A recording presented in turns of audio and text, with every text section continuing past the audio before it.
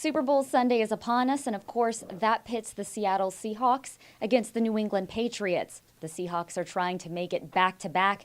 Meanwhile, the Patriots have gone to the Super Bowl 6 out of the last 11 years. Now, most people are pitting this as a classic offense versus defense matchup, but I wanted to look a little bit closer at some of the key matchups that I'm going to be looking at during the game.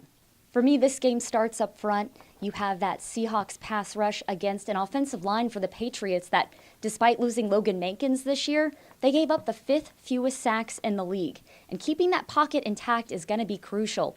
Brady needs all the time he can get to find his guys downfield, but at the same time, he's a guy that can get rid of the ball very, very quickly. In fact, he doesn't get a whole lot of credit for how quickly he gets rid of the ball. Much like Drew Brees, can carve teams up underneath and gets rid of it in about 2.5 seconds. So all of a sudden you start collapsing the pocket. He has no way to escape, and he doesn't really do much outside of the pocket, so that's one way to stop him. And again, also too, maybe not getting a takedown, but getting into his face, forcing him to where he can't step into his throws and find his guys downfield. Because again, you give him time to survey that field, that's when you run into the most trouble.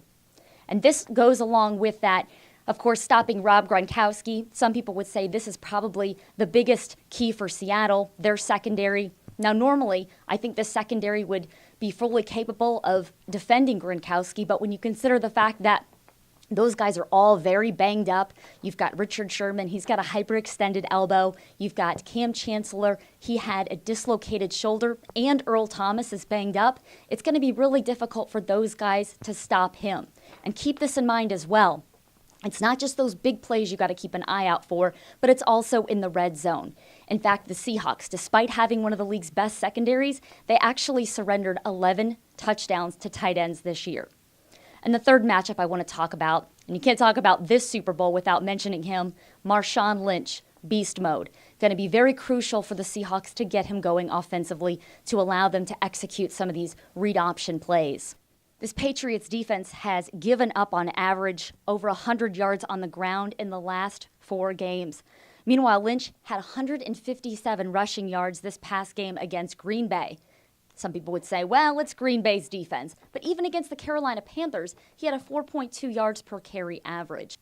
Bottom line, never going to count Tom Brady out of it, especially given that he's already got 3 Super Bowl rings and he knows how to win it. But on the same token, I still think that even though this secondary for the Seahawks is banged up, I still think they're a lot better than some of the Patriots' weapons. I don't think that Julian Edelman is really much better than a Richard Sherman or Earl Thomas or Cam Chancellor, and the same goes for Brandon LaFell. I think that's going to be a fun matchup to watch as well with Sherman and LaFell.